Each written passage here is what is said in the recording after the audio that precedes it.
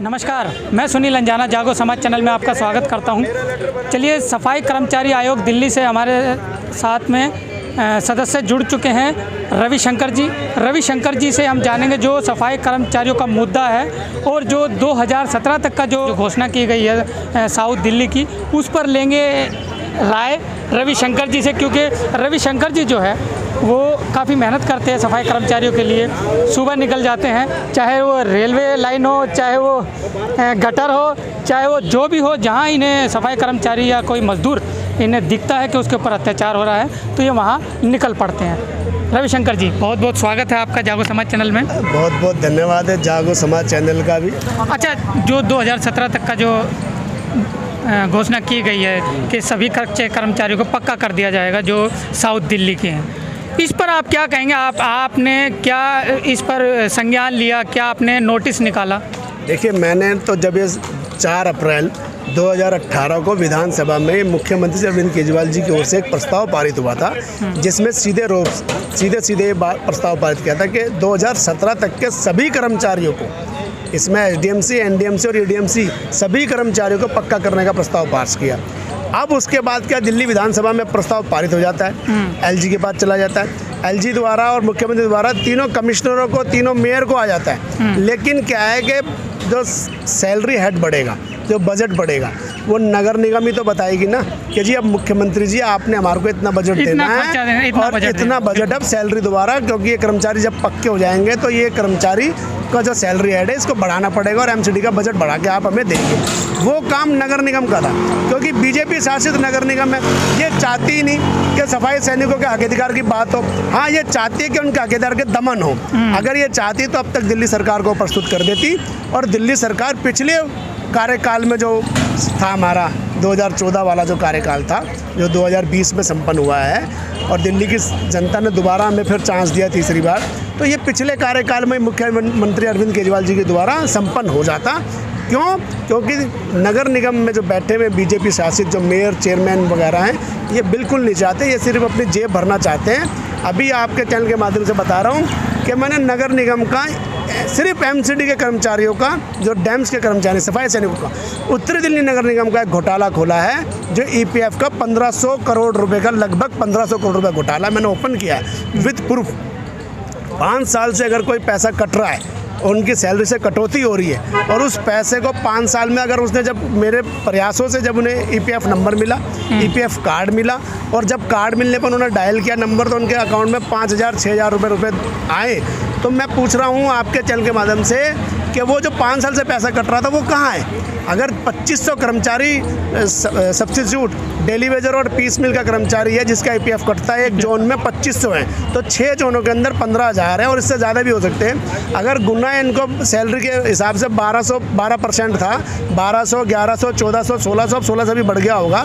अगर ये हिसाब लगाएं तो ये जाके 1500 प्लस करोड़ रुपए का घोटाला है, जिसका कोई अता पता नहीं है। मेयर, चेयरमैन और एमसीडी के बड़े अधिकारी इसमें मिलकर खा चुके हैं। कर्मचारियों का पैसा कहाँ है आज तक नहीं पता लगाया, और आपके चैनल के माध्यम से बता रहा हूँ कि जरूरत पड़ी तो इसकी जांच भी कराऊंगा दिल्ली सफाई कर्मचारी आयोग को की तरफ से, और मुख्यमंत्री और कंसर्न मिनिस्टर राजेंद्र पाल गौतम को भी इसके संज्ञान में डालूंगा। ये सफाई सैनिकों के साथ धोखा है और इसमें घपला है, जिसके अंदर इन्होंने ये घोटाला किया है 1500 करोड़। अगर इसमें दूसरे एमसीडी के विभागों को भी जोड़ दिया जाए, कच्चे कर्मचारी का ईपीएफ, तो ये घोटाला 5000 करोड़ से भी ऊपर जा सकता है। अरे बाप रे! रविशंकर जी ने देखिए इतना बड़ा घोटाला जो है वो पकड़ा है निगम का, जो कि सफाई कर्मचारियों का पैसा है वो जो जमा करते आ रहे हैं 4-5 साल से, और ईपीएफ के नाम पे जो काटा जा रहा है, लेकिन वो कहाँ जमा है या कहाँ पर है या उनका कोई भी अता पता उस पैसे का नहीं है। जबकि कर्मचारी परेशान है, 3-4 महीने 5 महीने में उनकी सैलरी मिलती है, 2 महीने की, 3 महीने की, वो भी जब ये विरोध प्रदर्शन करते हैं, काम बंद हड़ताल करते हैं, उसके बाद जब उनको सैलरी मिलती है उसमें से भी काटा जाता है। रविशंकर जी, यही है जी? बिल्कुल जी, वो पैसा काटा जाता है, लेकिन वो कहाँ जा रहा है, कहाँ नहीं जा रहा, वो खोज जो है वो रविशंकर जी ने और आयोग ने जो है वो की है। तो चलिए, इसका खुलासा भी आगे हम करेंगे। मैं ये कहना और चाहता हूँ अपने सफाई सैनिकों का कि जो उनकी सैलरी से जितनी भी कटौती होती है वो किसी भी नाम से होती है, ईपीएफ के नाम से होती है, एलआईसी के नाम से होती है, एचआरडी के नाम से होती है, जिसके भी नाम से होती है, मकान किराए के नाम से होती है, जिसकी भी जो भी कटौती है वो अपनी कटौती का पूरा विवरण अपने पास रखें और उसकी जानकारी अपने अधिकारियों से लें।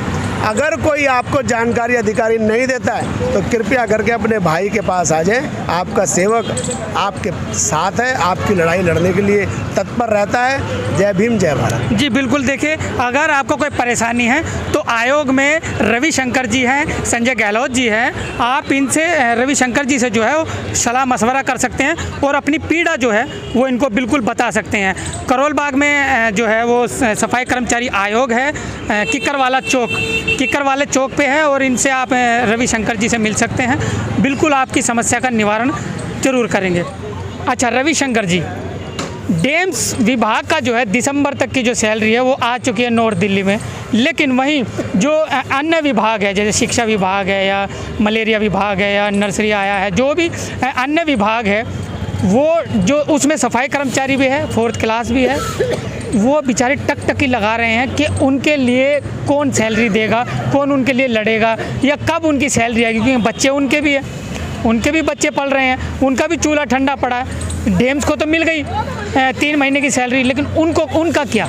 जो शिक्षा विभाग है या दूसरे विभाग हैं उन्होंने भी कार्य अपना किया है, लेकिन क्या है कि मैंने बताया ना बीजेपी शासित एमसीडी है।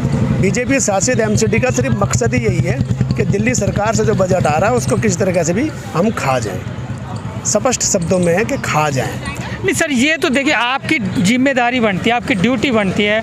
आप जो पैसा दे रहे हैं वो कहाँ जा रहा है, किसको जा रहा है, ये तो आप जो है कोर्ट के थ्रू आप उसको ले भी सकते हैं। देखिए हमारे को जो एक बजट है सुनिश्चित किया हुआ है जो केंद्र सरकार से आता है और केंद्र सरकार से आया हुआ बजट हमें आगे एमसीडी को देना होता है। ठीक है, तो कभी केंद्र सरकार ने कहा है दिल्ली सरकार को क्या जो कि भाई आपने पैसा कहाँ दिया कहाँ नहीं दिया, क्योंकि हमारा भी ब्यौरा वहाँ चला जाता है। केंद्र सरकार की तरफ से आए हुए बजट का हम ब्यौरा दे देते हैं। ब्यौरा अगर कोई नहीं देता तो वो बीजेपी शासित एमसीडी नहीं देती है और इन्होंने पिछले 15 सालों से इनका यही चल रहा है। क्या 15 सालों का हिसाब देंगे? अगर सैलरी की बात करें तो हज़ारों करोड़ों, अगर हम किसी एरियर की बात करें तो हज़ारों करोड़ों, अगर हम पेंशन की बात करें तो हज़ारों करोड़ों, अगर हम सभी विभागों की बात करें जिनकी सैलरी अब तक नहीं मिली है तो हज़ारों करोड़ों। मैं कह रहा हूँ कि जितना हज़ारों करोड़ रुपया अगर दिल्ली सरकार के मुख्यमंत्री श्री अरविंद केजरीवाल ने इनको दिया है तो गया किधर है? क्यों नहीं इन्होंने सैलरी टाइम पे दी? क्यों नहीं इन्होंने एरियल टाइम पे दिया? क्यों नहीं? ये हर काम को ठेकेदारी पे करते जा रहे हैं जी। तो कुल मिला के जो है एनडीए सरकार, भारत की एनडीए सरकार और दिल्ली की बीजेपी शासित एमसीडी, भ्रष्ट कहना भी इनके लिए थोड़ा शब्द होगा। इनके लिए तो कोई शब्द और नया बनाना पड़ेगा जो कि इनके लिए पे फिट बैठेगा। अगर गरीबों का, मजदूरों का हक अधिकार का दमन अगर कोई कर रही है तो भारत की सरकार एनडीए सरकार है और दिल्ली में बीजेपी शासित एमसीडी है जो गरीब मजदूर का हक और अधिकार का दमन कर रही है। अच्छा मान लीजिए आम आदमी पार्टी निगम में आती है तो सबसे पहले कौन सा मुद्दा उठाएंगे आप? सबसे पहले मुद्दे वही उठेंगे जो गरीब और मजदूर और 4th क्लास कर्मचारियों का मुद्दा है। हमारे तो मैनिफेस्टो में जो लिखा हुआ हम उसी को फॉलो करेंगे और निजात दिलाएंगे इन सब कर्मचारियों को, इन निकम्मों से, इन भ्रष्टाचारियों से निजात दिलाएंगे। क्योंकि अगर हमने दिल्ली की व्यवस्था को बनाने में बिजली पानी फ्री, शिक्षा फ्री और पानी फ्री और दवाइयाँ फ्री और महिलाओं के लिए सफ़र फ्री किया है तो एमसीडी के अंदर भी हम ऐसी योजनाएं लाएंगे जिससे लोगों का जनजीवन और लोगों को और गरीब मजदूरों को, सफाई कर्मचारियों को, हॉर्टिकल्चर डिपार्टमेंट के जितने भी जो चिकित्सा विभाग है, शिक्षा विभाग है, इन सब कर्मचारियों को इनसे निजात मिले और उनके हक अधिकार की बात को रखा जाए और उनके लिए अच्छी योजनाएं बनाई जाए। ऐसा माननीय मुख्यमंत्री श्री अरविंद केजरीवाल जी का आने वाली योजनाएं होंगी। और हमारे जो नगर निगम प्रभारी हैं आम आदमी पार्टी के दुर्गेश पाठक जी, उनका पूर्ण इस टाइम जोर है कि हम लोगों को इन भ्रष्टाचार से निजात दिलाएं और इन सभी कर्मचारियों को एक योजनाबद्ध काम के लिए इनको दोबारा रोडों पर ना आना पड़े, ना स्ट्राइक करना पड़े। हमारे शासनकाल में ऐसा हो। जी धन्यवाद। चलिए रविशंकर जी का बहुत बहुत धन्यवाद।